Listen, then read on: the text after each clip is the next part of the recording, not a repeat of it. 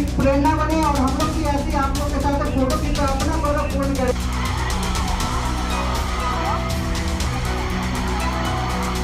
नमस्कार, इस वक्त मैं पातेपुर के सबसे प्रसिद्ध स्कूल लक्ष्य इंटरनेशनल में मौजूद हूँ, जहाँ पर जो है आज बच्चे के द्वारा साइंस एग्जीबिशन कार्यक्रम का आयोजन किया गया है, जिसमें एक पर एक प्रदर्शनी को यहाँ दिखाया गया है साइंस से संबंधित।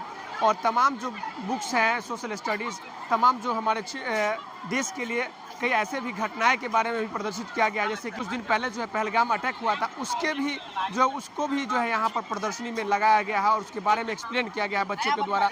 और कह सकते हैं कि लक्ष्य इंटरनेशनल जो स्कूल है वो पातेपुर प्रखंड क्षेत्र में एक ऐसा स्कूल है जहाँ पर जो है बच्चे की तमाम चीज़, खेल कूद से लेकर साइंस एग्जीबिशन से लेकर तरह तरह के जो है यहाँ प्रदर्शन के साथ तरह तरह से व्यवस्थाएँ भी देती है। और इसको लेकर मैं आज स्कूल में पहुँचा हूँ, लक्ष्य इंटरनेशनल स्कूल में, और मेले के तरह जो बच्चे का जो साइंस एग्जीबिशन लगाया गया है, जहाँ पर जो साइंस से संबंधित जो भी चीज़ है उसको दिखाया गया है। जो आपको हम बता दूं कि इधर मैं आपको बुलाऊंगा और दिखाने का प्रयास करूंगा कि यहाँ पर जो देख सकते हैं कि एक बहुत ही अद्भुत चीज़ दिखाया गया है, जो मैं आपको दिखाऊं। और यहाँ पर जो बच्चियाँ हैं वो सब जो है अद्भुत चीज़ दिखाई है। जो आप देख सकते हैं कि यहाँ पर एक बहुत ही अनोखा चीज़ हमको देखने को मिला है कि ऑल आइज ऑन पहलगाम, यानी कि पहलगाम जो अटैक हुआ है कुछ दिन पहले, उसी के बारे में यहाँ पर बच्चियाँ जो है इसको दिखाया गया है। और मैं इनसे कुछ बातचीत भी करूँगा। What is this? Sir, this is Pahalgam.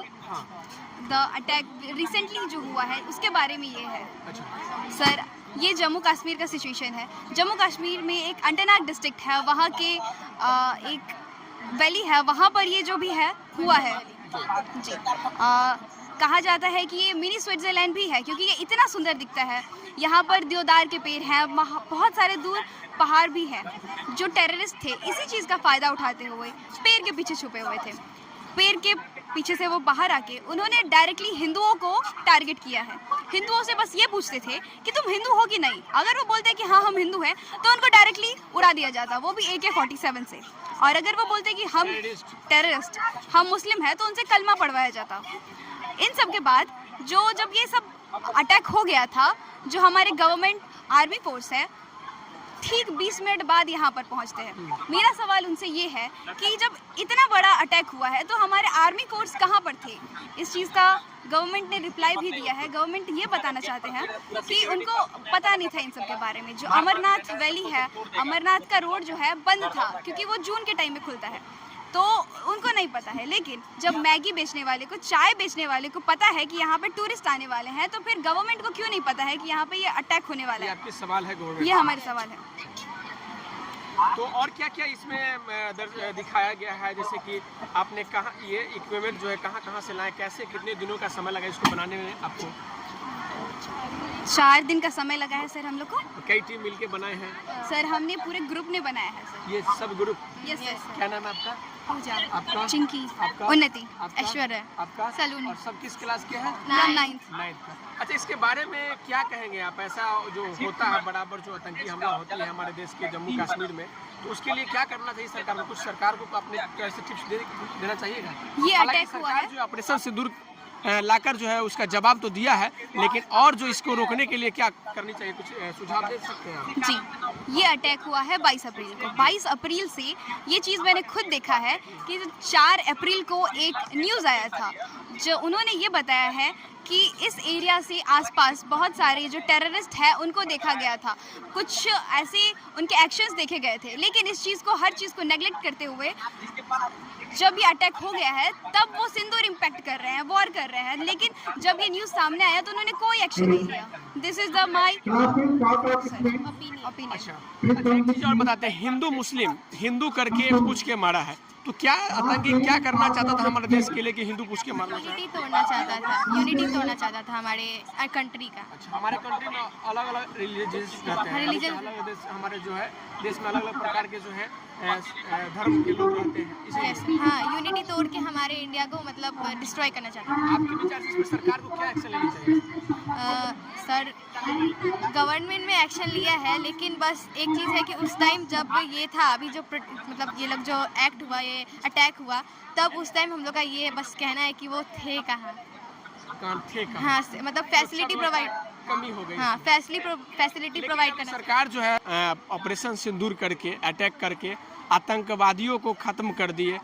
2 दिन 3 दिन युद्ध भी चला, वार भी चला और फिर अचानक वार रुक गई। उसके बारे में क्या सोच रहे हैं? क्या पाकिस्तान को सबक सिखाना चाहिए? पाकिस्तान को तो सबक सिखाना चाहिए था, लेकिन जब 2019 में पुलवामा अटैक हुआ और उससे पहले भी 16 में काफ़ी अटैक हुए थे, यूरी अटैक भी हुए थे, उस टाइम भी यही सिचुएशन देखा गया था। इन फ्यूचर ऐसा अटैक दोबारा होगा, who know what future hold, तो उसके लिए सिक्योरिटी बढ़ानी चाहिए थी ना।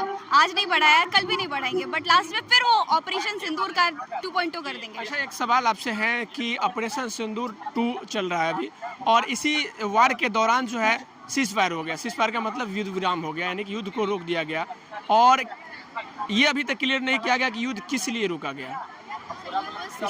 यूएस के जो प्रेसिडेंट थे उन्होंने ये उन दोनों के बीच में सुलह करवा के बोला था कि अब युद्ध को बंद कर दिया जाएगा। क्या हमारे देश के प्रधानमंत्री, हमारे देश का जो भी घटना होती है उसका निर्णायक हमारे विदेश के लोग लेंगे? ऐसा होना चाहिए। सर नहीं लेंगे, पर जब जो 2 से जब बात ना बने, तीसरे को आना ही पड़ता है। वो आके उन दोनों के बीच सुलह करवा रहे हैं। पाकिस्तान भी मान रहा है कि वॉर को रोकना चाहिए और इंडिया वाले भी मान रहे हैं कि पाकिस्तान वॉर को रोकना चाहिए। लेकिन इंडिया वाले उतना खुश नहीं है जितना खुश पाकिस्तान वाले हैं, उस पर क्या कहिएगा?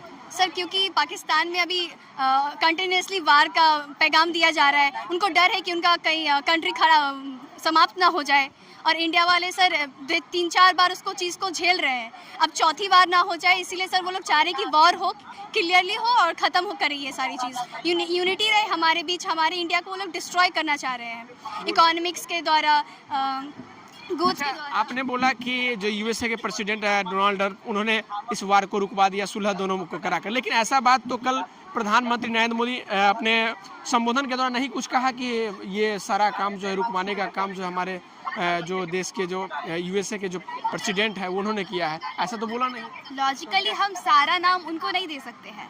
जो जितने भी ऑर्गेनाइज, जब ये हुआ था तो हमारी संसद में इसका भी मीटिंग हुआ था ना, सबने साथ मिलकर हर चीज़ को किया है। तो यूनिटी हमारी इंडिया जो है हमेशा से यूनिटी के लिए नहीं मतलब जानी जाती है। हमारा कॉन्स्टिट्यूशन भी यूनिटी वर्ड को ऐसा सिंबलाइज करता है।